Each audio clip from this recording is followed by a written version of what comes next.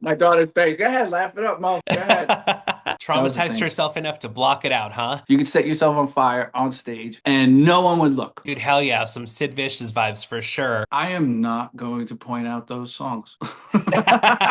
Just drive your ass up to Dallas and do it. I'm not going to badmouth any artist, so I'm not going to mention any. Picture a movie, I picture still shots. I write the songs I do, or like it's just something that I feel like I need to do.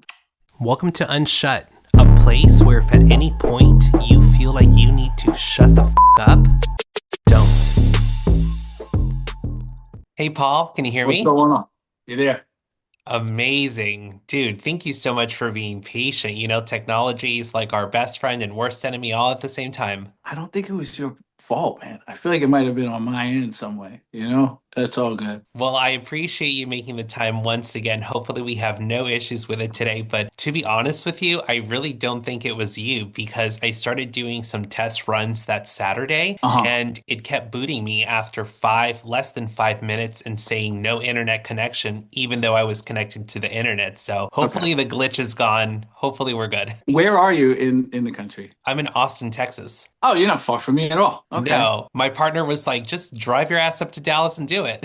Well, you should have told me I would have come down to Austin and hung out, man. That's for sure. Well, you're going to be in I Austin like it. very soon, right? Yeah, the family band. We're playing with good friends from Staten Island, the Budos band. Yeah, we're playing at Mohawks. You gonna come? Let me know. Very Put you on the cool. list, man. You should come. Yes, I would love it. I would absolutely love Ah, it. fantastic. Wonderful. Well, Great. you mentioned Staten Island, and we can't talk about your move from Staten Island to Dallas. First of all, Yeah, how long have you been in Dallas so far? 8 years now. It's been 8. Do you miss it ever? Do I miss New York in general? Yeah, absolutely. All the time. Yeah. What do you miss about it the most? I miss the energy. I miss the people. I think the people in New York are actually really nice. I'm not just saying that because I'm from there, but I think we get a bad rep because it's you just have to move. You're just always moving. It's tough because it's expensive and there's a lot of people. And I don't think we're mean per se. I think we just have to get to where we have to get to in that short amount of time. I mean, it used to take me 2 hours to get to work in the morning. Like it was a train to a bus. I mean, train to a boat to a train to another train. If I saw even my friends in the morning, I didn't want to talk to them. Like my head was down and I was moving. So I think some people could take that as maybe being like mean or short, but it was just like, man, I got to get to where the fuck I got to get to right now. You know what I mean? Just to pay my bills, to make, to live in my little box. But I miss the energy. I miss the people. I do. I think it's the greatest city in the world, but maybe I'm biased. Well, very well said because it's so true. It gets a bad rep because it's so fast paced, but let me tell you something. Southern hospitality is something in the East Coast too when you meet New Yorkers for Yeah, sure. I love it. I try and get there as much as possible. I like being in Dallas because I could, hop on a quick flight to New York or hop on a quick flight to LA. And those are kind of where my music world is. And like my friends kind of went, like a lot of my New York people went over to LA. And so it's nice being centrally located and having a quick and somewhat affordable round trip flight if you're going to fly on like, Spirit and bring a backpack, which is kind of in my budget. But yeah, so I try and get back as much as possible. But living there, like raising my kids there, I don't think I have the. I know I don't have the patience for that. My anxiety would be bad. Speaking of your kids, real quick, Yeah. your video yesterday that you posted, I Oh, didn't think my I could God. love The Alarmist any fucking more. You're sweet. Thank Such a you. sweet video. How old are they? Thank you. Charlie's 9 and Eloise will be 7 October 30th in 26 days. So yeah, the 20. Such fun ages. Yeah, I know. Great ages, man. Just a blast. And yeah, I mean I could gush about them all day. But that moment was a moment yesterday that you saw that I had to capture because we were just messing around. I started messing around upstairs and playing and they came up and they turned the piano on and I was like, these two notes. And they just hit it. They ended up getting it down pretty fast. So I was like, oh man. And my heart was just melting. Do you guys do that very regularly? Sit down together as a family and play music? We're getting there. They're kind of we're getting there. That's why I kind of wanted to capture that moment because that was like probably the first one. We sing all the time in the car, but like that's their songs, whatever they want to sing. So but doing like my music or the family band stuff, they like it, they kind of get into it, and it's we're starting that thing. I want to make it, really really essential and a focus in what we get to do, our time together that we get to share. No, So. for sure. Is there any music that they're totally driving you nuts with right now in the car? Like, what are they Oh listening my to? God. Oh, God bless. I'm not gonna badmouth any artist, so I'm not gonna mention any, but I can say that my folks growing up did it with me. I mean, they were so sweet. They never said, "Hey, like this band, this is terrible. Like you should not listen to this."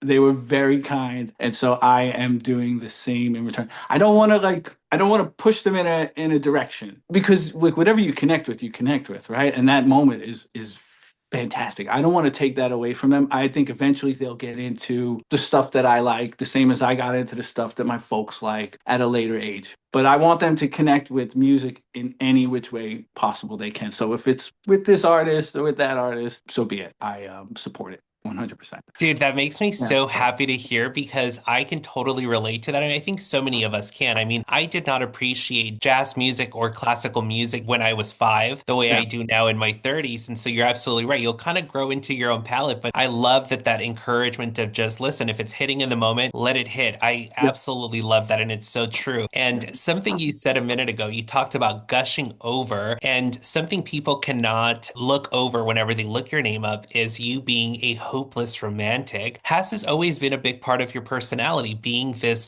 big fan of just love in general? Yeah, I would say so. Yeah, when I have been lucky enough to be in love, it's been deep and long and meaningful, obviously. Yeah, I guess so. I still have a little bit of that in me for sure. I think with kids, it kind of changes things a lot.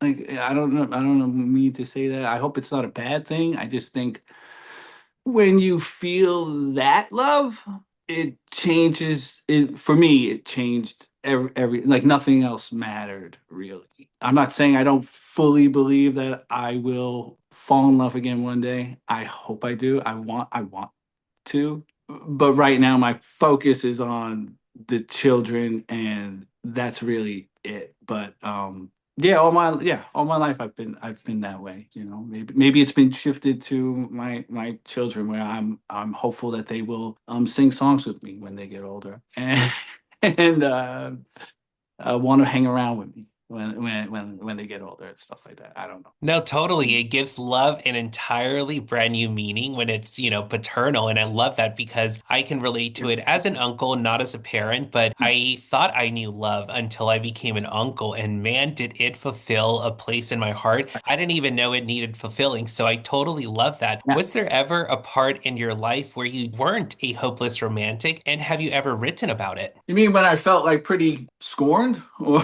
was hurt? Totally. You mean when I was yeah, hurting? Sure. Sure. I'm sure I've written songs like that. I am not going to point out those songs. You're like, we're I not going to revisit that shit right we're now. not gonna go down that lane.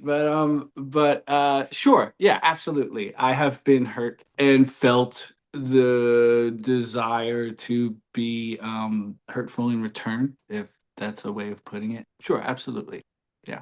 I'm human. Totally. Well, something I wanted to ask you before we talk a little bit more about music, real quick, just by scoping out, your cover arts, things that I saw on social media, whatever, I was totally curious to ask you, are you artistically inclined, like with painting and drawings yourself? I'm terrible. I'm not good. I am not good. My brother is really good. My mother is really good. My grandfather was really good. They're talented. They have talent. They have that eye and that gift. That one skipped me, man. I didn't get that gene. It didn't happen. So I can enjoy it. I can respect it. I could love on it, but can't. I'm not like an artist. I can't do that thing. Dude, it totally skipped me too. I mean, Yeah, so yeah. many of my siblings are so artistically inclined in that way. And let me tell you, I had like the genes for like the performing arts. I was a performer. I loved choreography, Oh, dance. But when it nice. came to drawing or painting, man, Yeah. it skipped me hard. So I get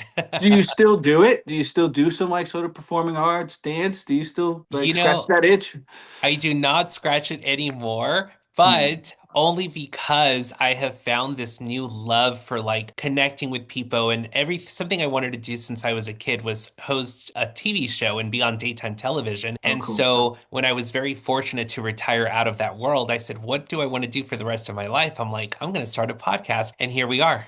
I love it. I love it. Well done. Totally. Speaking about genes and, your family real quick, your father was a musician. He was in the Montereys. And was Yes. there ever anything about your dad being in the music industry that intimidated you to give this a shot? No. No, he never came across that way. My father is the my best friend. He's the coolest guy I know. He was never that way with me, with my brothers. I mean, what I love he like what I mean truly makes him my hero is he gave all of that up to go get a job and to raise us. And it came back to him eventually, but he never seemed bitter about it. We never even spoke about it really. He was just dad. And I can remember like maybe I was in the fifth grade or something, and I wanted to start playing the guitar. And he went out, bought me lessons, and I took like two lessons, and I was like, I don't like this. You know what I mean? I don't think I want to do this. And he's like, no, you don't have to do it then. I was like, you're done. I'm like, that's fine. Not, and honestly, he's never been that way. I would say now more than ever, he's more intimidating because Jesus' voice is just gorgeous. I mean, at his age, at 80 years old, he just writes and sings in such a way that it's inspiring. Like that, I guess that's why it wouldn't be intimidating. He's my father. Like it's inspiring. Like I want to be like that. It sounds like it's taken such a big inspiration on your end of things too. I mean, I feel like just the way that you're explaining that totally answers the next question I had for you. My follow-up question was going to be about how you balance being a parent, being a solo artist, but also being in a group with your siblings.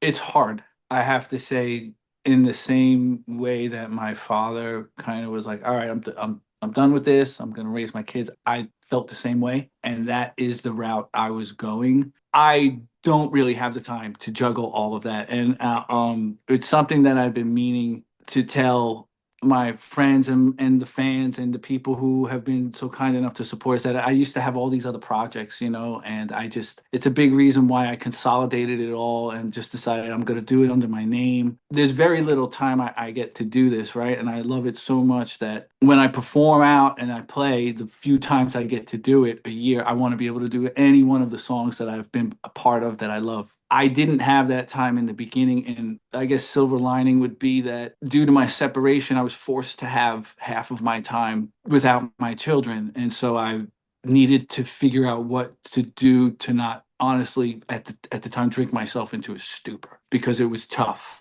I was in Texas. I was away from everyone I knew and I loved, and I was questioning why. And so I decided to just focus on doing music during that time. Do it again. It's hard to juggle it, but now that I have that half a bit of time, like I get to, I'm putting it in with the family band, and I'm putting it in with what I could do and trying to focus my energies on that kind of stuff and as much positive stuff I could do when I don't have them with me. Which is after 7 years now we've learned to manage the co-parenting thing really, really well. And so I'm proud of both of us and how far we've come. And the girls are really well adjusted, like supremely well adjusted. And that's the most important thing. So Such a huge uh, blessing for sure. yeah, it is cool. It's cool. Well, and talking more about music real quick, you were a guitarist for Charles Bradley for 3 years straight. Mhm. Did you ever find it challenging to go from blending in to stepping forward as a frontman? No, I like being the back guy.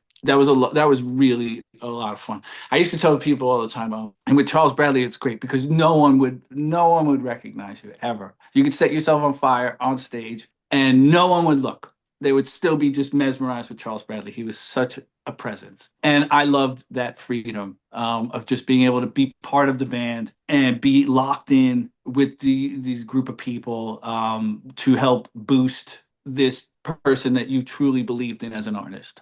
There's great things about both of them. I prefer being the guy on the side of the stage, like playing the backing guitar, singing harmonies and stuff. But it's tough to be like I don't know another way to say like I just wouldn't be doing what I'm doing. Like I don't know what how or why I write the songs I do, or like it's just something that I feel like I need to do to release out of me in some which way, and that's just I guess that means you got to be the front dude or something, you So refreshing to hear. I mean, when know. you love it, right?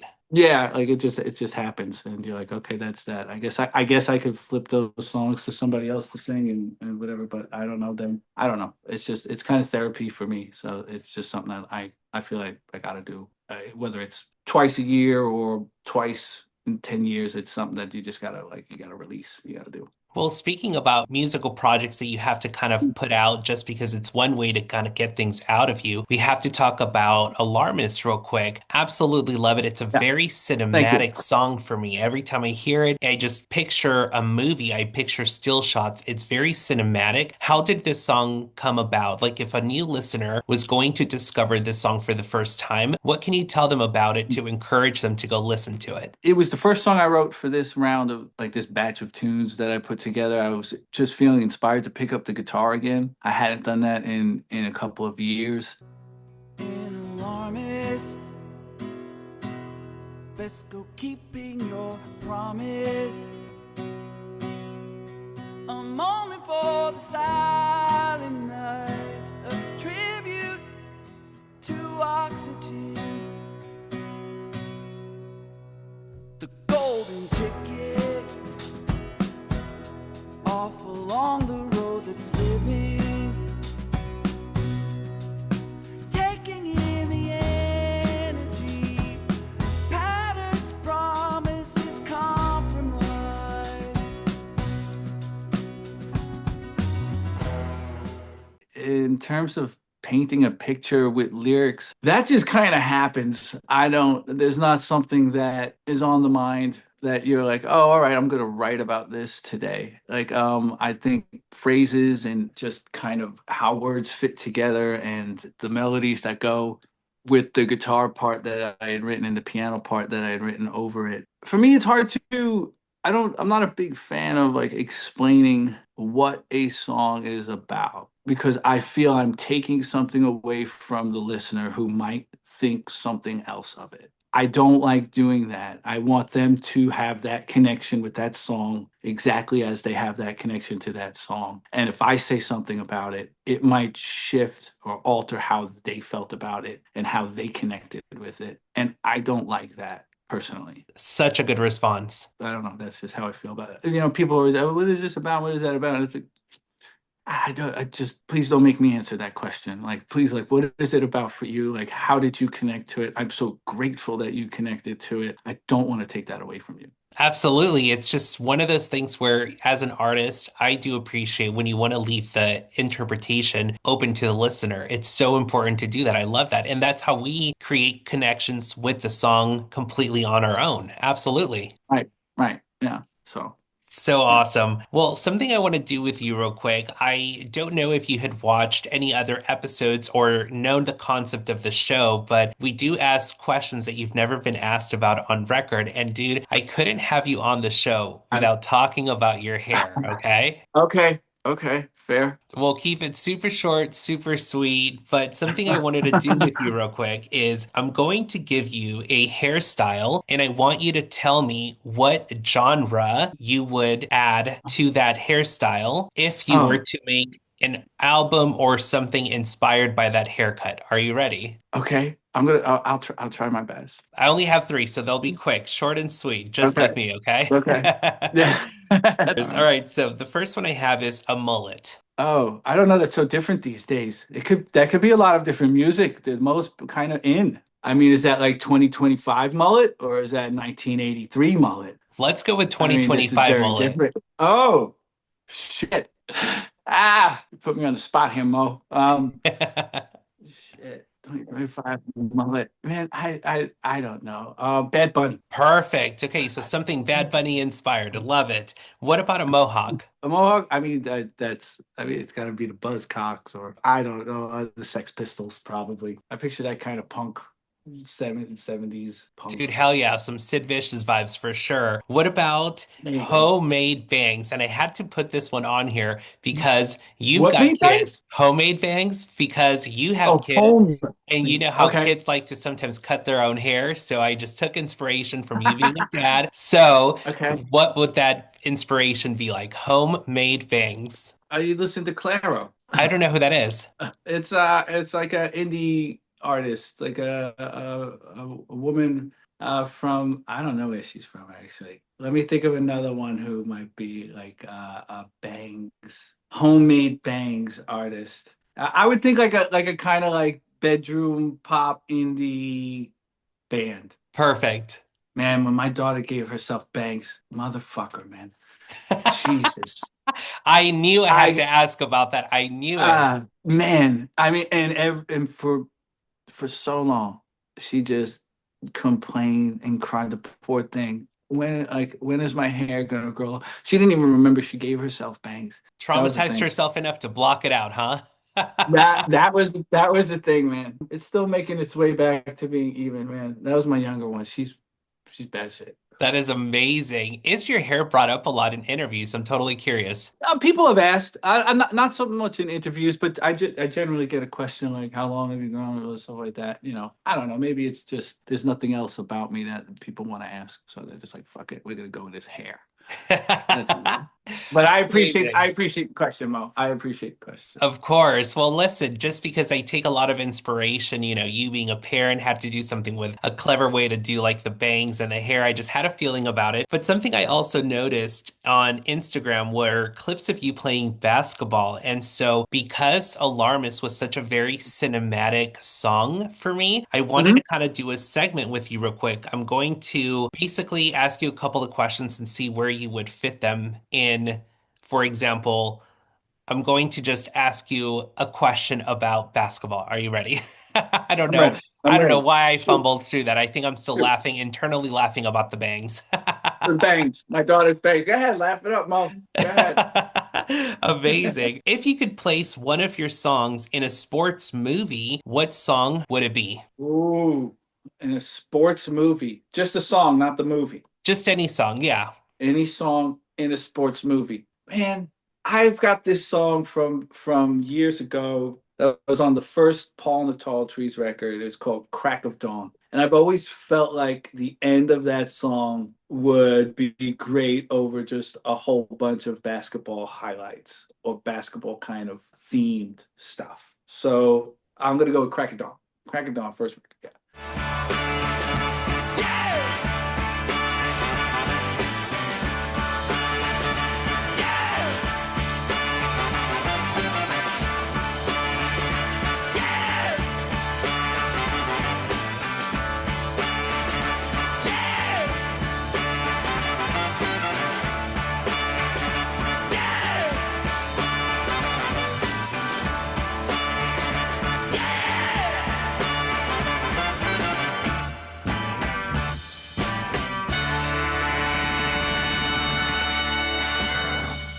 Anything for your love off of the new record might be the like a 1A, just because I love basketball. So So awesome. If you could put one of your songs in a very romantic movie, which song of Paul are you putting in? there's a song off the new record that is called Stargazing. I think that is broad enough where it could apply to any sort of romantic kind of movie. It could be viewed as a romance towards a city or towards a person or really towards anything. So yeah, I would say that it's called Stargazing. It's off the new record.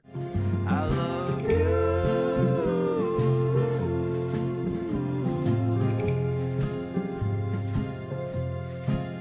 I love you.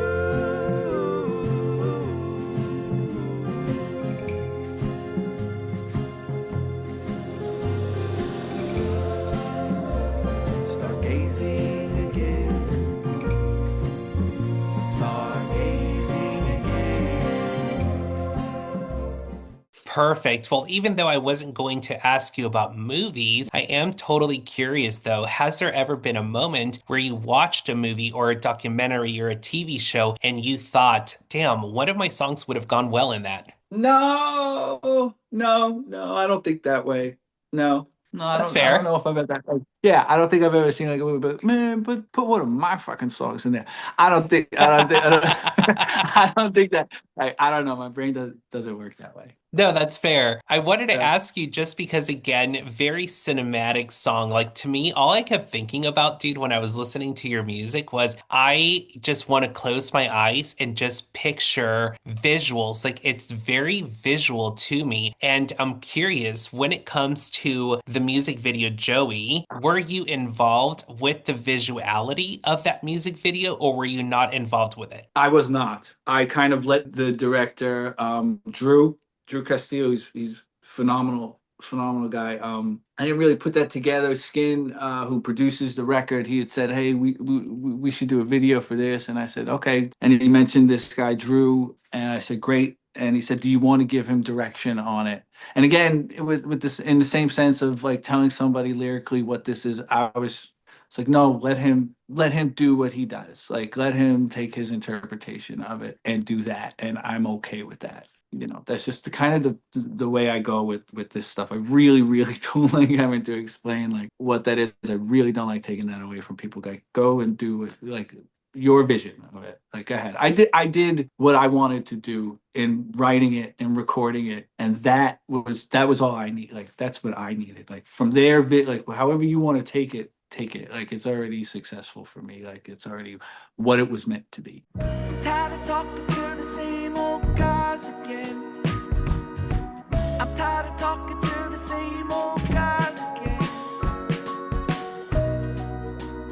That's why I'll be crossing the tracks.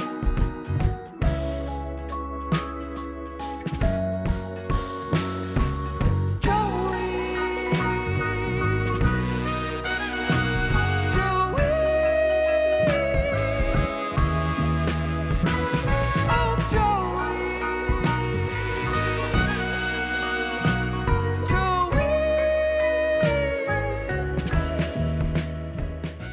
That So makes me so happy to hear because something I always talk about on the show is how sometimes people don't realize that letting go control is one of the best ways to be in control. And so I love that you're allowing that freedom of expression. I feel like that says a lot about you as an artist. So it makes me so happy to thank hear you. you say that. Of course. Are there any upcoming visuals coming up? Any ones that you are planning for this new album that you're going to be filming or anything like that? Yeah, we filmed a video for the title track lately. We filmed that at the Texas Theater and a little bit at a really, really nice dive bar that I really enjoyed being at. That is coming out probably. I don't know if it's. I don't know. I don't know if it's coming out before the record drops or if it's coming after the record drops, which is November 7th. But I know it's done, and that was a lot of fun. It was a lot of fun putting that together. That was something that while I didn't necessarily have a hand in like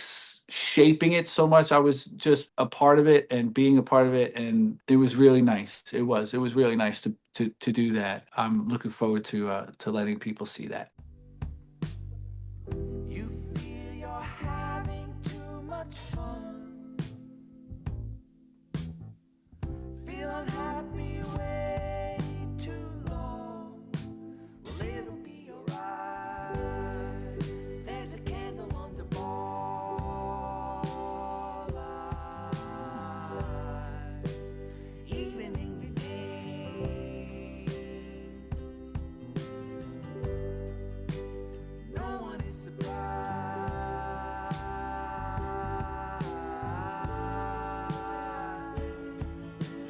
Lately, Super excited. I can't wait to see it myself. And you Yeah. mentioned November Cool. 7th, big special day for this upcoming project. When it comes Yeah. to shows for you as Paul, as this, solo artist, not with your brothers, not with the family or anything like that, is there anything like Mhm. that upcoming here towards the end of the year? Yes, I am playing a show November 15th at a spot in Fort Worth called Tulips with a great local band called Midlake. I'm opening for them, and I'm really excited about that because they're great musicians, great band, and Tulips is a fantastic venue out here in Fort Worth. And then I'll start playing some other shows and putting that together. Like I said, we have a bunch booked with the family band towards the end of the year. I think that's going to end up taking up a lot of my free time, and that's something that I don't want to miss doing. I'm not saying I'm going to be available for all of them, especially if we start booking more in the new year. But right now, being able to do that, I got to go do that with my pop and be in that moment. You know what I mean? Like just as he's 80 and I don't know how many more times he's going to be able to do it. And so, but yeah, in terms of like my stuff with the solo record and that, I plan on playing a lot. You know, I really do. I plan on playing a lot as much as my free time allows, for sure. Well, it makes me also so happy to hear that you're wanting to be present in that, and you're absolutely right. It's something that we don't ever know how much of it is guaranteed. And so I appreciate that you're taking the time to do that while you can. And once again, I think it just says a lot about just who you are as an artist and how you're juggling parenthood, being, a son, being a brother, being a musician. And so I appreciate it so much. And when Thanks, this Mo. That means a lot. of course, dude. Whenever this album drops November 7th, please tell everyone where they can find it, where they can stream it, all those good details for it, and where they can Uh, find you. all the record stores should have them. I'm pretty sure the distribution's good. With through Skylark Soul Company, streaming on all the services, the Spotify's and the Apples and I don't know a lot of them. I'm bad with that. But, uh, and I'll be around. I think I'm gonna do a little listening party at the local brewery, Roller Town, on the 6th of November, and that'll be nice. And then, like I said, I'll start putting together shows, probably locally, like around here as much as possible, because that's just what I could do right now, like for the rest of this year. And then starting next year, hopefully hit some of my favorite cities and play out there. I just got to put that together. So exciting. Well, for those that are listening and not watching, they won't be able to see it on the screen when the episode starts. So please tell everyone what your name is to look you up, because I've only Oh, called you Paul because I have skipped over trying to pronounce your last name so I wouldn't fuck it up, okay? that's right. It's Schalda. It's Paul Schalda. Some people say Schalda, some people say Schalda, but it's Paul. I'm Paul Schalda. Hi, I'm Paul Schalda. Perfect. Thank you so much for your time and for being so patient with these technologies of today's world. Thank you so, so Well, much. you're great, man. I really appreciate you having me, man. I wish you all the luck in the world. And when we come out in November, please, please, please do come. Like send me your info. I'll get in touch with you. I'll put you on the list with your partner, plus one. Okay. So looking forward to it, Paul. All Thank you so much for right, your time. I appreciate it. Mo. Big love, All right. man. We'll Bye. be in touch. Take care. Bye. Hey, if you've made it this far, don't forget to follow the socials on the screen or in the description below. And don't forget to subscribe to this channel. See you next week.